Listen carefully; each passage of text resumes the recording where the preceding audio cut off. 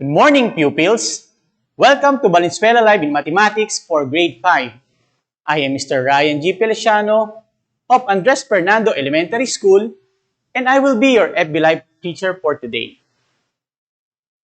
Before we proceed with our lesson, I want you to do the following so that your teacher will recognize your attendance and participation.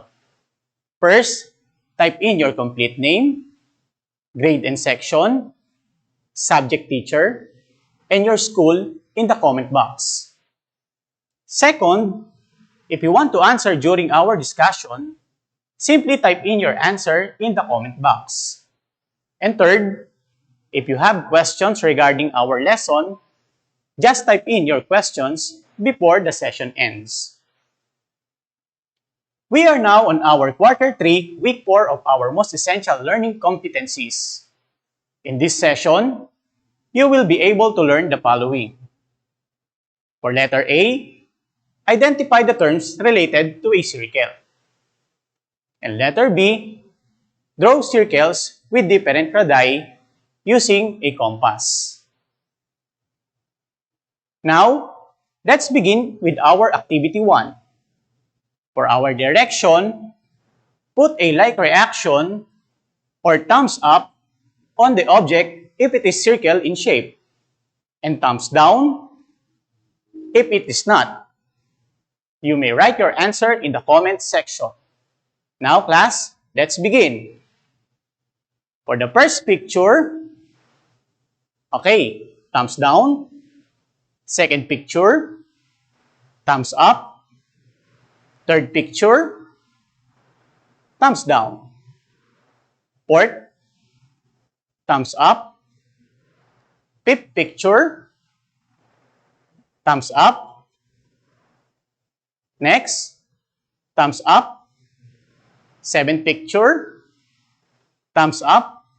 And finally, thumbs down. Okay, class. I want you to observe the pictures. What can you see? Okay, correct.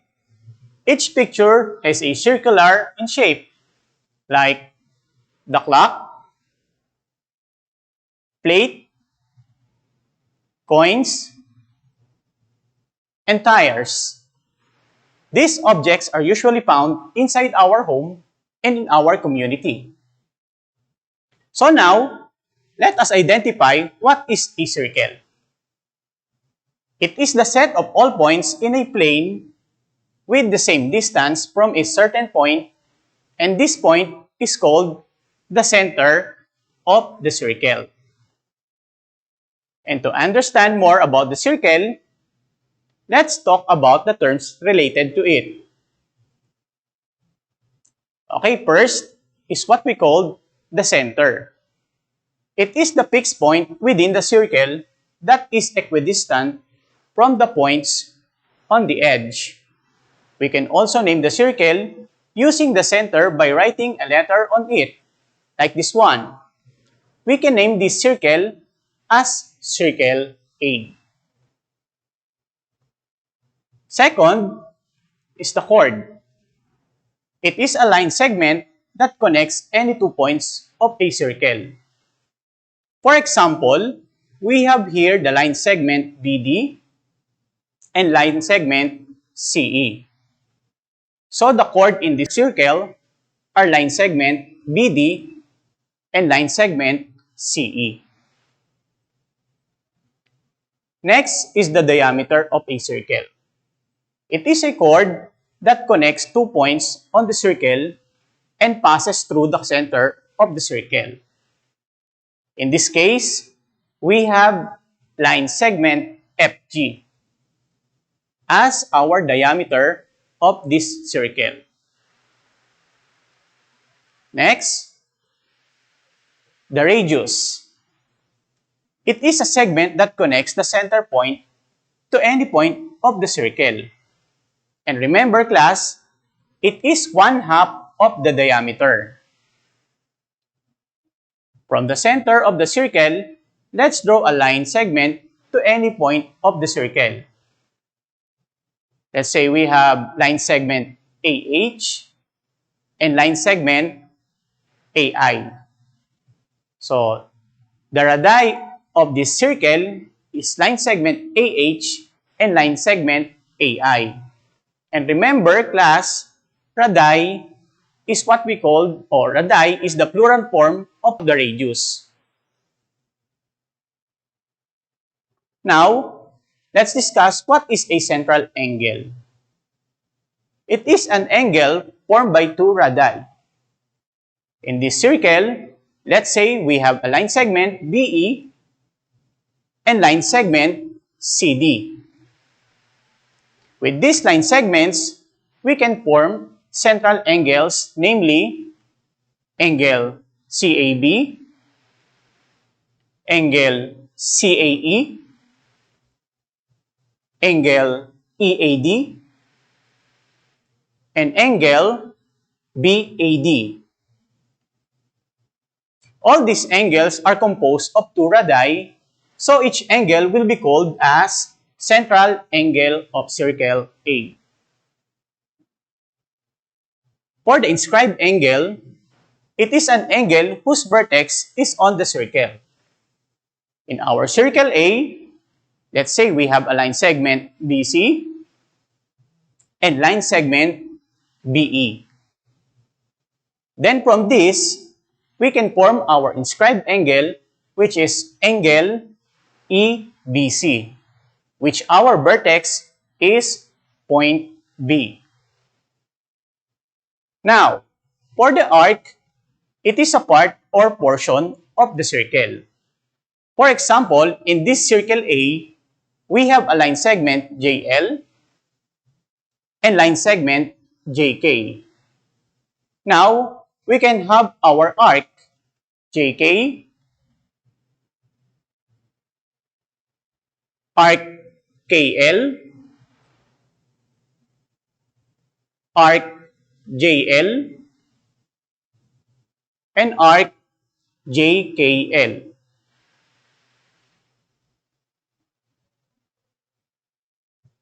And for the segment, it is a region bounded by a chord and an arc of a circle, like this one. And for the circumference, it is the distance around the circle. Those red broken lines around the circle are called circumference. Now, class, let's proceed on how to draw a circle. But before that, let us identify the instrument that we will use in drawing a circle, and that is a compass. What is a compass? Compass is a tool used in drawing a circle. It is made up of two movable arms hinged together, where one arm has pointed and the other arm holds a pencil. Now, in drawing a circle, let's follow these steps. So, let's watch this video. First, insert a small pencil into the holder arm of the compass.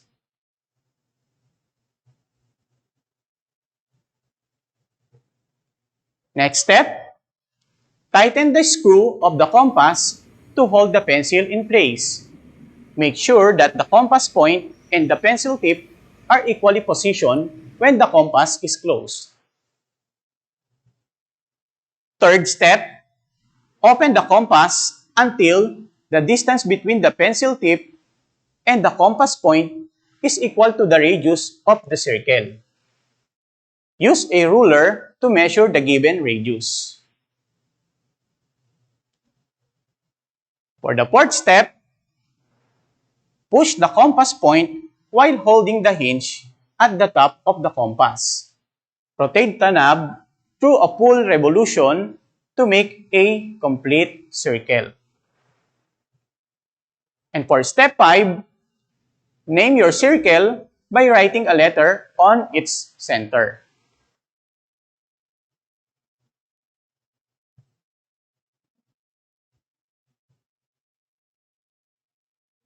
Okay, now, let's try to draw a circle with a radius of 2 inches. And since step 1 and step 2 are already done, we may now proceed to step 3 to 5. Please watch the video. Let us use a ruler to measure the given radius. Now, draw the circle by rotating the compass knob through a full revolution to make a complete circle.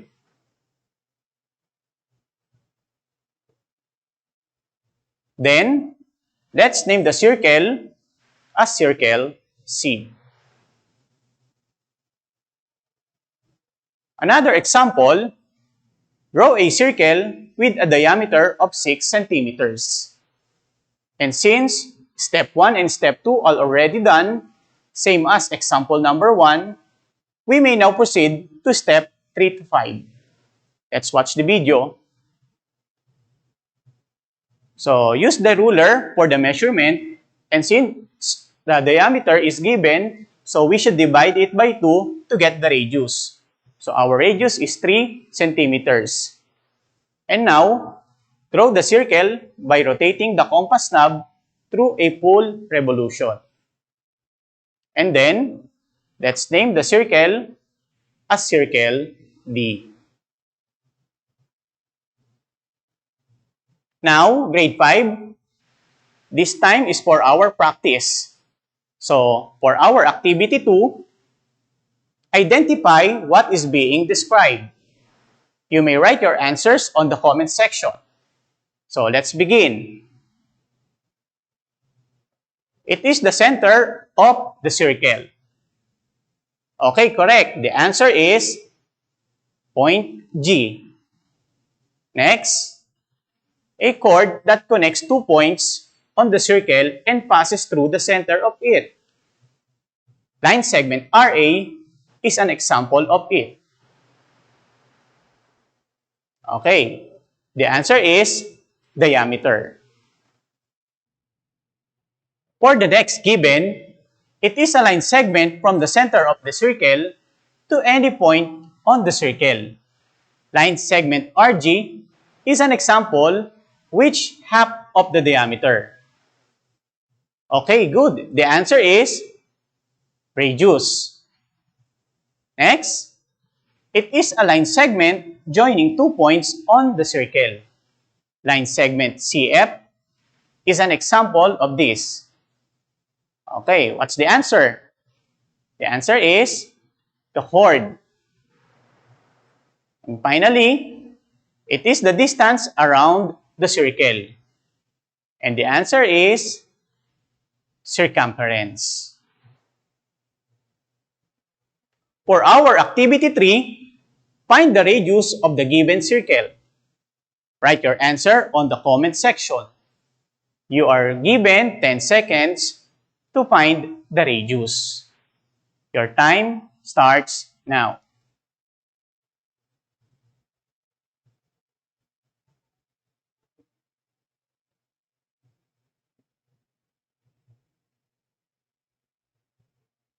Okay, time's up. Let's have the answer. So we have line segment FE, line segment FS, line segment FM, and line segment FH. Next, find the diameter of the given circle. So did you see or did you find the diameter? Okay, correct. The answer is line segment HE. Now, let's find the chord of the given circle. Okay, the answer is line segment AE. And for our activity 4, with the given measurements, draw a circle using a compass. You may draw it on your math notebook, and you are given only 10 seconds to draw each circle. Let's start with number 1. Draw a circle with a radius of 8 centimeters. Your time starts now.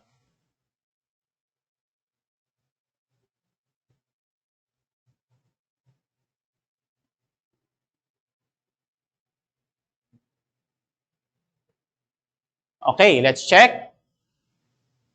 Let's watch the video.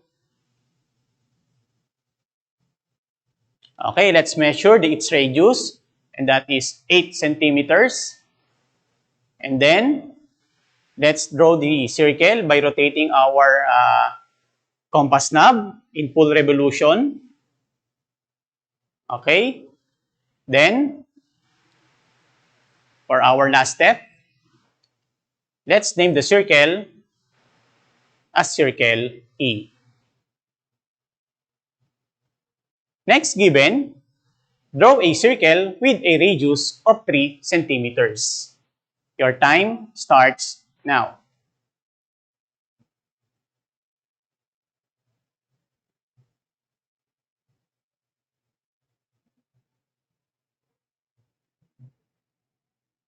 Okay, time's up. Let's watch the video. Okay, let's measure it using the ruler. The radius is 3 centimeters. And then, let's draw the circle by rotating the compass knob in full revolution to make a circle. And after that, let's name the circle. So we have here a circle G. Next, number 3, draw a circle with a radius of 5 centimeters. Your 10 seconds starts now.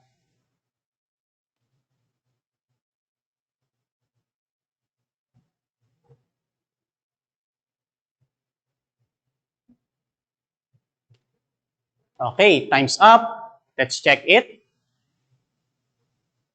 Okay, measure the radius, and that is 5 centimeters. And then, let's draw the circle by rotating the compass knob in full revolution. Okay, then after that,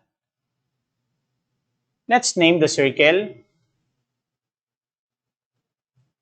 So we have here circle B. And number 4, draw a circle with a diameter of 8 centimeters. Your time starts now.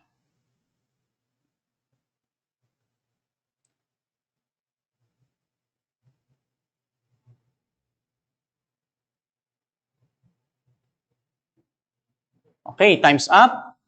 Let's watch the video. So in here, since the given is diameter 8 centimeters, so we should divide it by 2 to get the radius. So our radius is 4 centimeters. So now, we can draw the circle by rotating the compass knob in full revolution. And then, finally, let's name it as circle H. And for the last given, draw a circle with a diameter of 12 centimeters. Your 10 seconds starts now.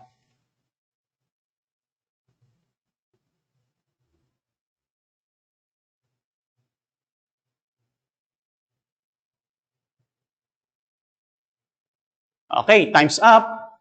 Let's watch the video. So again, the given is diameter. So we should divide it by 2 to get the radius. So 12 divided by 2 is 6. So our radius is 6. So now, we can draw our circle. Rotate the compass knob in full revolution to make a complete circle. And then, let's name it as circle I. And now, let us summarize the lessons that we discussed. These are the terms related to circle. Number 1, center is the fixed point within the circle that is equidistant from the points on the edge. Number 2, chord is a line segment that connects any 2 points in a circle. Number 3, diameter is a chord that connects 2 points on the circle and passes through the center of the circle. Number 4, radius is a segment that connects the center point to any point on the circle. And remember, it is 1/2 of the diameter. Number 5, central angle is an angle formed by two radii. Number 6, inscribed angle is an angle whose vertex is on the circle. For our number 7, arc is a part of the circle. Number 8, segment is a region bounded by a chord and an arc of a circle. And for number 9, circumference is the distance around the circle. And now, for the steps in drawing a circle, let's follow these steps. First step, insert a small pencil into the holder arm of the compass. Number 2, tighten the screw of the compass to hold the pencil in place. Make sure that the compass point and the pencil tip are equally positioned when the compass is closed. Number 3, or step 3, open the compass until the distance between the pencil tip and the compass point is equal to the radius of the circle. Use a ruler to measure the given radius. For step 4, push the compass point while holding the hinge at the top of the compass. Rotate the knob through a full revolution to make complete circle. And finally, name your circle by writing a letter on its center. Okay, now, this time is for our question and answer portion. If you have questions, just type it in the comment box.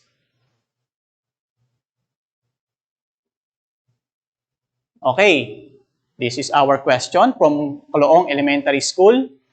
Sir, what are some real-life application of circles? Okay, thank you for that interesting question. So, my answer is this. Circles are used for various applications in our or some architecture, gardening, graphics, infrastructure, transportation, and in many other things. Now, since we don't have any questions, let me remind you for your assignment.